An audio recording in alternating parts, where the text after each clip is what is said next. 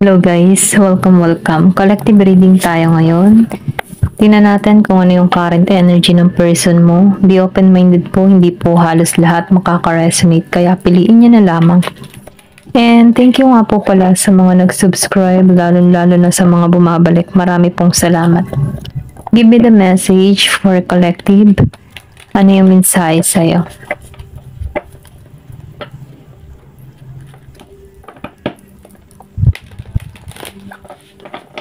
Give me the message for collective.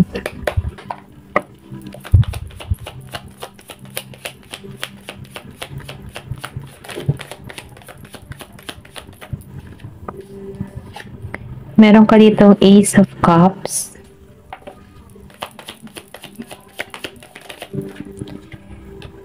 Nine of Wands. Reverse.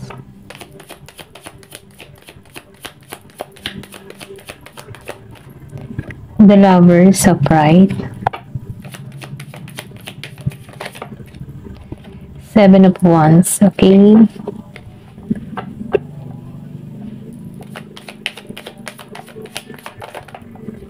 Meron ditong the Tower reverse.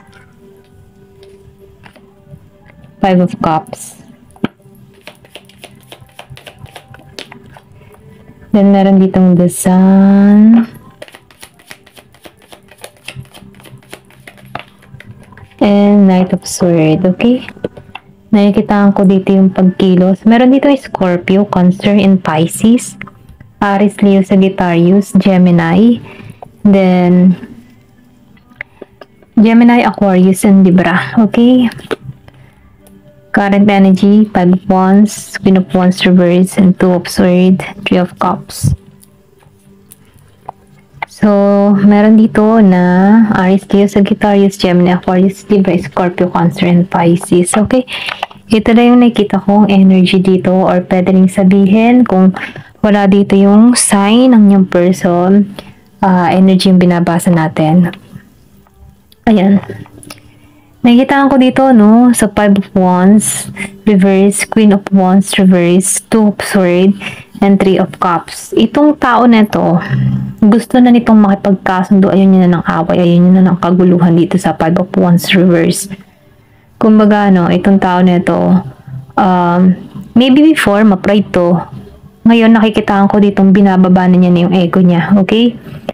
Nafe-feel ko dito kasi, kaya to, gusto nang humingi ng tawad sa'yo. Nahirapan kasi to dito sa 2 of Wands. Maybe, samot-sari ang kanyang problemang kinakaharap, or pwede rin sabihin na binabagabag siya ng konsensya, okay? Kasi nakikita ko dito sa 3 of Cups, walang pagkakasundo, or pwede rin sabihin na hindi ka nakikipag-ayos dito. Okay? Hindi ka nakikipag-ayos dito. Kaya tong person mo, nakikita ko dito na gusto na nitong humingi ng tawad. Gusto nitong matapos na yung conflict na nangyayari sa inyo. Gusto niya nang maayos. Okay? Ito lang yung nakikita ko. Gusto niya makipagbate. Gusto niya makipag-ayos sa'yo. Ayan. Ganyan yung energy ng person mo. Kasi nahihirapan siya. Nahihirapan siya sa sitwasyon. Okay? Then dito, sa Queen of Cups. Kaya tong tao na to, nahihirapan siya sa sitwasyon kasi mahal ka na to. Okay? Dito sa The Lovers. Doon niya nararamdaman yung affection, attraction, and passionate pa rin tong tao na to sa'yo dito sa The Lovers. Nakikitaan ko dito, no, kung siya yung tipo ng tao na naging matigas dito, no, or pwede rin sabihin, sinuyo mo to, pero hindi ka nito pinagtuunan ng pansin, pero ngayon itong tao nito, gusto na nitong ibaba yung kanyang harang dito, okay? Kung meron ditong tipo na binalak, okay? Nafe-feel ko dito na meron ditong i-unblock. Gusto na makipag-ayos, okay?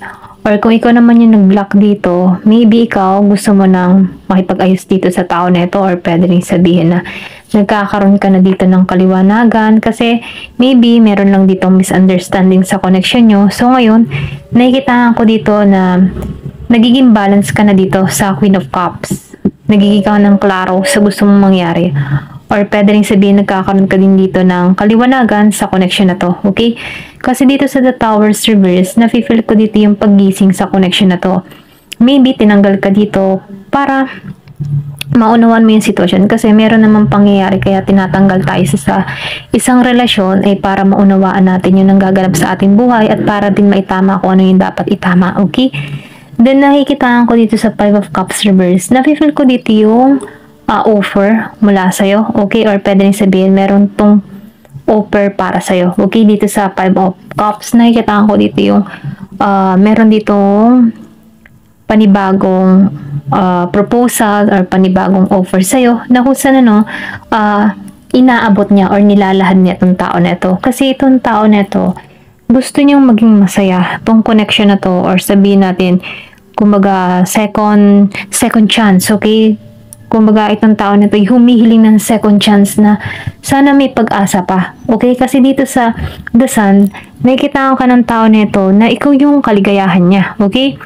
Then dito, sa Knight of Swords, nafe-feel ko dito na itong tao na ito may pagkilos, or kung kayo man ay malayo sa bawat isa, may distance sa inyong dalawa, nafe-feel ko dito yung pagkilos ng tao na ito dito sa Knight of Swords. Kumbaga, itong tao na ito ay tinutulak, or pwede rin sabihin na meron sa kanya nag-uudyok sa kanyang kalooban na kumilos patungo sa'yo, okay? Or puntahan ka. Kasi nafe-feel ko dito sa 7 of Wands and 9 of Wands, mahina ka pa rin dito sa person mo or pwede rin sabihin na mahal mo pa rin tong tao nito. Kumbaga, hindi ka nagsasarado, or pwede rin sabihin nag-iintay ka pa rin dito sa tao nito. Hindi mo pa sinasarhan yung puso mo para sa tao na to. Kumbaga, once na ito ay merong, alam mo yung tipo na kahit mayroon tong nagawang pagkakamali sa'yo, umaasa ka pa rin dito na maliwanagan tong person mo at bumalik sa'yo. Okay, dito sa 9 of Wands and 7 of Wands. Then, nafe-feel ko din dito, na meron ditong kaligayahan, naghihintay sa connection na to. Pero ganun pa man, tingnan pa natin kung ano pa yung lalabas sa baraha. Give me the message. Ano pa yung mensahe for no contact situation? Dito sa Knights of Swords, nafe-feel ko dito, nagigitong matalino sa pagdedesisyon, or pwede rin sabihin na may nagtutulak, okay? Nakikita ko dito may action may pagkilos, or pwede rin may magmensahe sa'yo. Okay, dito sa Knight of Swords. Itong tao mo, medyo may pagka-agresibo. Ayan, ito lang yung nafe-feel ko. Hindi alos lahat, ha? Give me more information. Ano pa yung mensahe sa'yo?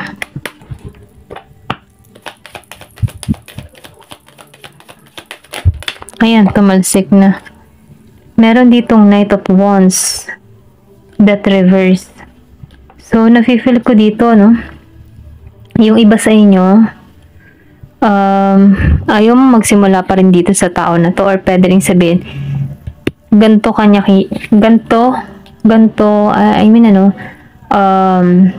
kanya tingnan, parang ayaw pang magsimula rito, or pwede rin sabihin ikaw, wala kang idea para dito sa tao na to, kung tutungo sa'yo, okay?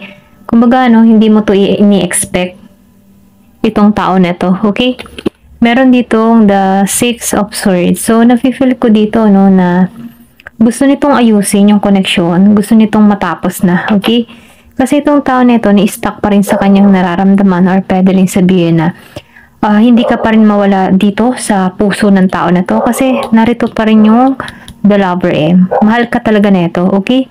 Then dito, sa 2 of Swords, hindi nito tanggap, okay? Ito lang nafe-feel ko, hindi niya tanggap na wala ka na sa buhay niya. Kaya itong tao na ito, may pagsugod, okay? Pero ganun pa man, nafe-feel ko dito na nagpapahinga ka, or pwede rin sabihin na handa ka na mag-moving on dito. Kumbaga, mas nakatuon ka muna dito sa sarili mo, nagre-relax ka na muna dito, nagpapahinga ka, okay? Ito lang nakikita ko dito sa 4 of Swords, nire-relax mo yung sarili mo. Give me more information. Kumbaga, binibigyan mo ng panahon at oras yung sarili mo dito.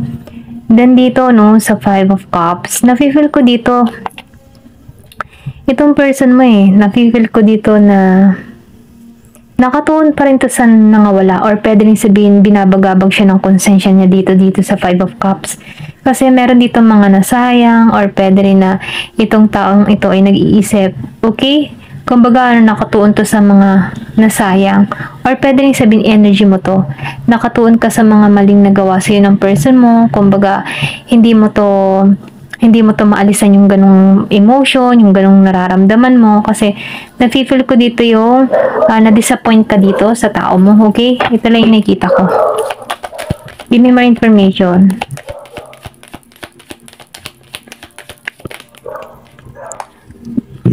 So, dito, no, sa Nine of Pentacles, Virgo, Capricorn, Taurus, yung iba sa inyo, nagiging maayos at matayog ang buhay, or pwede rin sabihin, nagiging katitong maganda, maayos, and then nafe-feel ko din dito, yung Pentacles, ano, may paglago. Ito lang yung nakikita ko, may paglago, umaayos ka, gumaganda ka, nagiging masaya ang buhay mo ngayon, okay? Then, nakikita ko dito yung stability patungo sa'yo, okay? Meron ding mensahe na parating sa'yo.